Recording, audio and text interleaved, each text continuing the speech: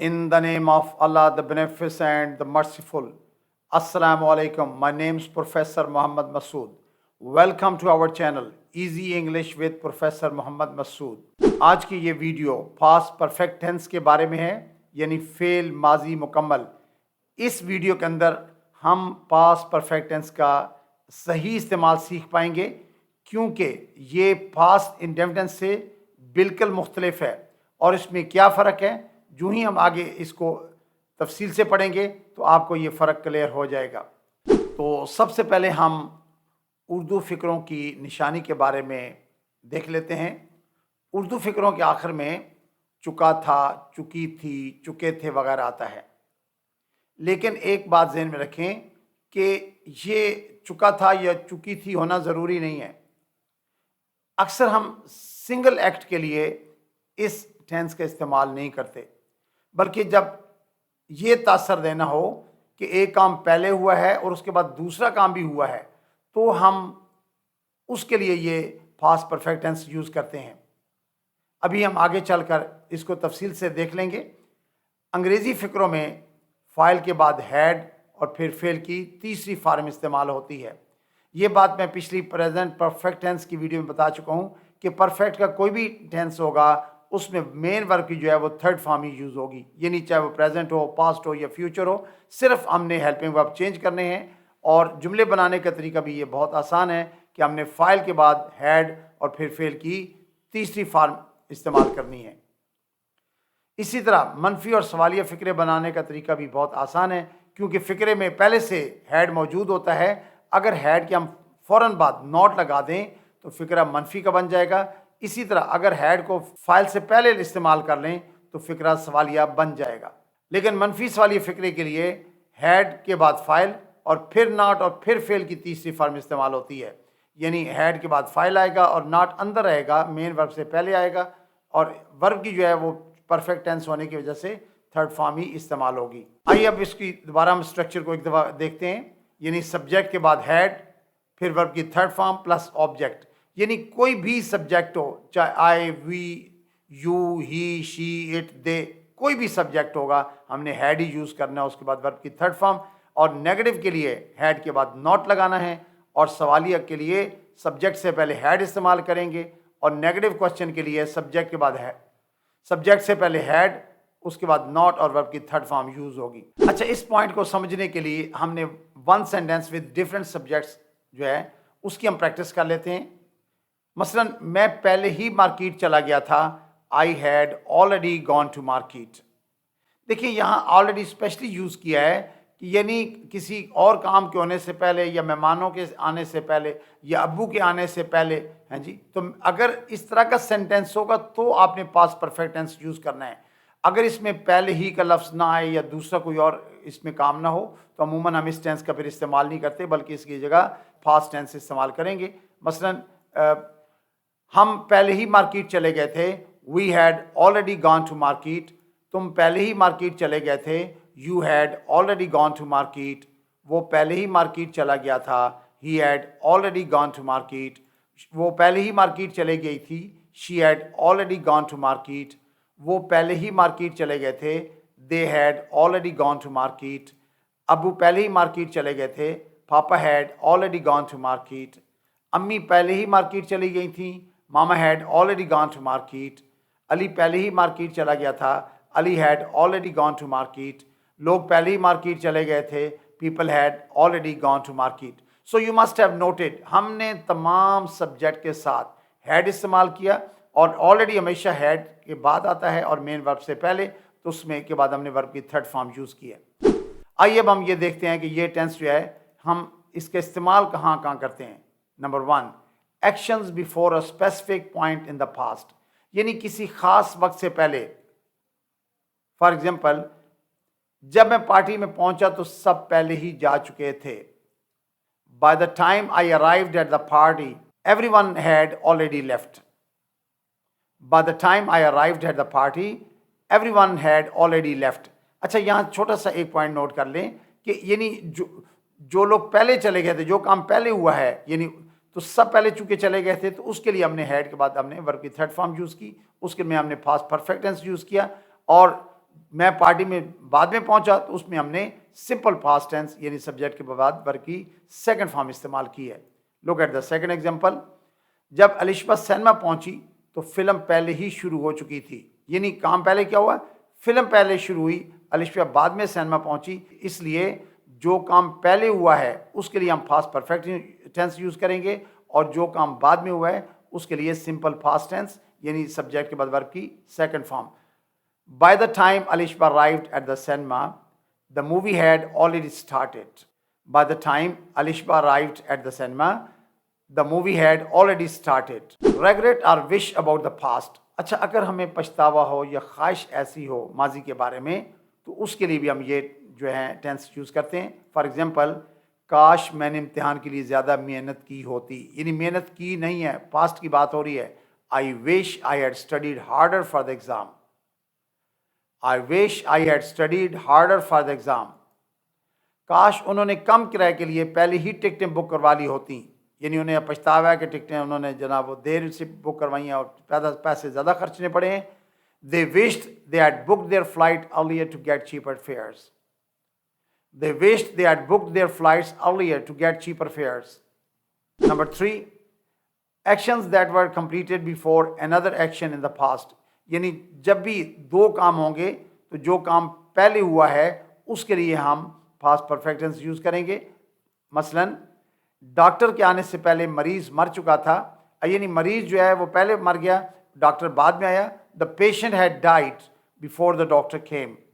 तो देखें यहाँ पर हमने द पेशेंट हैड डाइड, इसमें पास्ट परफेक्ट टेंस यूज़ किया, बिफोर द डॉक्टर केम, और ये सिंपल पास्ट यानी वर्ब की सेकंड फॉर्म यूज़ किया दूसरे हिस्से में। मेहमानों के आने से पहले हम खाना खा चुके थे। We had taken food before the guests came. We had taken food before the guests came. Reported speech in the past, जब भी हम पास्ट की रिपोर्टेड स्पीच का जिक्र करना हो तो भी हम पास्ट परफेक्ट टेंस यूज़ करते हैं। मसलन, उसने कहा कि वो कभी कराची नहीं गया। He said he had never been to Karachi. He said he had never been to Karachi. उसने मुझे बताया कि वो पहले ही फिल्म देख चुका था। He told me that he had already seen the movie. He told me that he had already seen the movie. Number 5, conditional sentences in the past. यानी माजी में जो शर्तिया जुमले होते हैं उनके लिए भी हम ये टेंस यूज़ करते हैं। मसलन, अगर वो मुझसे कहता तो मैं उसकी मदद करता, यानी अगर वो मुझसे कहता, ये कंडीशनल सेंटेंस है। If he had asked me, तो इफ़ क्लास के अंदर हम पास्ट परफेक्ट टेंस यूज़ करेंगे। If he had asked me, I would have helped him. If he had asked me, I would have helped him. अगर उसे पता होता तो वो मुझे फ़ोन कर देती। If she had known, she would have called me. If she had known, she would have called me. Now we will see again more examples, लेकिन अब हम इन एग्जाम्पल्स में हर सेंटेंस को नेगेटिव भी करेंगे, उसका इंटरोगेटिव सेंटेंस भी बनाएंगे और नेगेटिव इंटरोगेटिव की भी प्रैक्टिस करेंगे। मसलन, मैं पहले ही गाड़ी ठीक कर चुका था। I had already fixed the car. I had already fixed the car. मैं पहले ही गाड़ी ठीक नहीं कर चुका था। I had not already fixed the car. या I hadn't already fixed the car. क्या मैं पहले ही गाड़ी ठीक कर चुका था? Had I already fixed the car? Had I already fixed the car? क्या मैं पहले ही गाड़ी ठीक नहीं कर चुका था? Had I not already fixed the car? Hadn't I already fixed the car? Meeting शुरू होने से पहले हम लंच कर चुके थे। We had eaten lunch before the meeting started. We had eaten lunch before the meeting started. Meeting शुरू होने से पहले हम लंच नहीं कर चुके थे। We had not eaten lunch before the meeting started. या we hadn't eaten lunch before the meeting started. क्या मीटिंग शुरू होने से पहले हम लंच कर चुके थे? Had we eaten lunch before the meeting started? Had we eaten lunch before the meeting started? क्या मीटिंग शुरू होने से पहले हम लंच नहीं कर चुके थे? Had we not eaten lunch before the meeting started? तुम पहले ही उसे बता चुके थे। You had already told him. You'd already told him. तुम पहले ही उसे नहीं बता चुके थे। You had not already told him. You hadn't already told him. क्या तुम उसे पहले ही बता चुके थे? Had you already told him? Had you already told him? क्या तुम पहले ही उसे नहीं बता चुके थे? Had you not already told him? या hadn't you already told him? बारिश शुरू होने से पहले वो घर पहुंच चुका था. He had reached home before the rain started.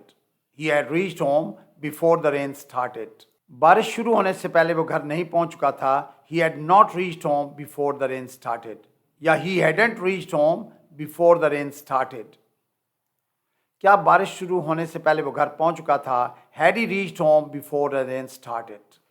Had he reached home before the rain started?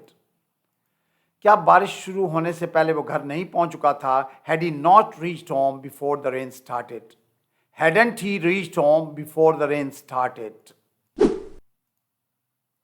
उसने बावर्ची खाना साफ किया ही था कि मेहमान आ गए. She had just cleaned the kitchen when the guest arrived. She had just cleaned the kitchen when the guest arrived. उसने बावर्ची खाना साफ नहीं किया था कि मेहमान आ गए. She had not just cleaned the kitchen when the guests arrived. Yes, she hadn't just cleaned the kitchen when the guests arrived. क्या उसने बावर्ची खाना साफ किया ही था कि मेहमान आ गए? Had she just cleaned the kitchen when the guests arrived? Had she just cleaned the kitchen when the guests arrived? क्या उसने बावर्ची खाना साफ नहीं किया था जब मेहमान आ गए? Had she not just cleaned the kitchen when the guests arrived? Had she not just cleaned the kitchen when the guests arrived? जब हम पहुंचे तो वो पार्टी से जा चुके थे. They had left the party when we arrived. They had left the party when we arrived. जब हम पहुंचे तो वो पार्टी से नहीं जा चुके थे. They had not left the party when we arrived. या they hadn't left the party when we arrived. क्या जब हम पहुंचे तो वो पार्टी से जा चुके थे? Had they left the party when we arrived? Had they left the party when we arrived? क्या जब हम पहुंचे तो पार्टी से नहीं जा चुके थे? Had they not left the party when we arrived? Had they not left the party when we arrived? अब्बू पहले ही खबर सुन चुके थे. Father had already heard the news. Father had already heard the news. अब्बू पहले ही खबर नहीं सुन चुके थे. Father had not already heard the news. या father hadn't already heard the news. क्या अबू पहले ही खबर सुन चुके थे? Had father already heard the news? Had father already heard the news? क्या अबू पहले ही खबर नहीं सुन चुके थे? Had father not already heard the news? Had father not already heard the news? सूरज गुरूब होने से पहले हम काम खत्म कर चुके थे. We had finished our work before sunset. We had finished our work before sunset. सूरज गरूब होने से पहले हम काम ख़त्म नहीं कर चुके थे. We had not finished our work before sunset. या we hadn't finished our work before sunset. क्या सूरज गरूब होने से पहले हम काम ख़त्म कर चुके थे? Had we finished our work before sunset? Had we finished our work before sunset? क्या सूरज गरूब होने से पहले हम काम ख़त्म नहीं कर चुके थे? Had we not finished our work before sunset? या hadn't we finished our work before sunset? जब बिजली गई तो मैं काम ख़त्म कर चुका था. I had completed my work when the power went out. I had completed my work when the power went out. जब बिजली गई तो मैं काम ख़त्म नहीं कर चुका था. I had not completed my work when the power went out. I hadn't completed my work when the power went out. क्या जब बिजली गई तो मैं काम ख़त्म कर चुका था? Had I completed my work when the power went out? Had I completed my work when the power went out? क्या जब बिजली गई तो मैं काम ख़त्म नहीं कर चुका था? Had I not completed my work when the power went out? या hadn't I completed my work when the power went out? So you must have noted, आपने ये बात नोट की होगी कि कोई भी सब्जेक्ट हो तो उसके बाद हमने हैड इस्तेमाल करना और हैड के बाद वर्ब की थर्ड फॉर्म यूज़ होती है. बट कीप इन माइंड, अच्छा अगर मैं ये कहता हूँ कि जी मैं 1990 में उससे मिला था तो आई मेट हिम इन 1990, यानी सिंपल पास्ट टेंस यूज़ होगा. लेकिन अगर दो काम हो कि जी आपके बताने से पहले मैं उसे मिल चुका था तो I had met him before you told me, तो उस सूरत में यानी जब देयर आर टू एक्शंस, एक काम पहले हुआ एक बाद में, पहले काम होता है उसके लिए हमने पास्ट परफेक्ट टेंस यूज़ करना है, लेकिन अमूमन हम इसको सिंगल काम के लिए इस्तेमाल नहीं करते. Keep in mind. I think that's enough for today. Thank you very much. Wish you best of luck. Take care. Goodbye for now.